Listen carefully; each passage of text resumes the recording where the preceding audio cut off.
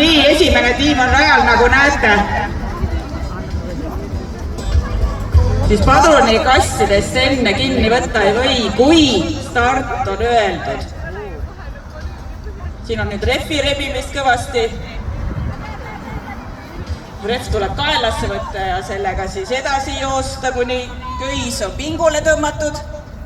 Ja esimene ronimisülesanne.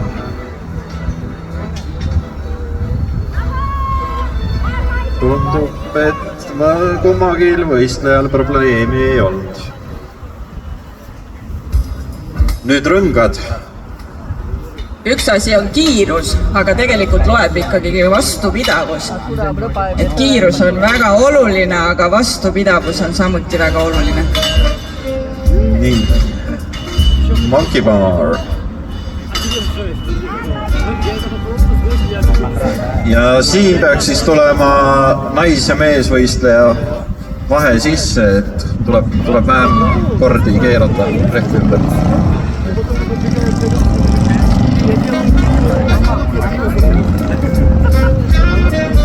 Tundub päris raske rehv. Nii, hakkab juba siia finišijoonele lähenema esimene võistleja. Nii. Mõned takistused on siin jäänud.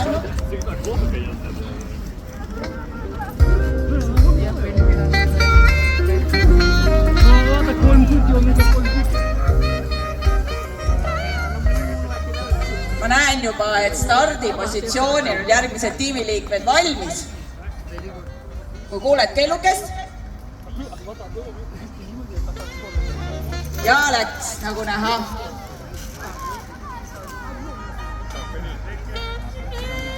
Tuleb ka hihki esimene võistleja.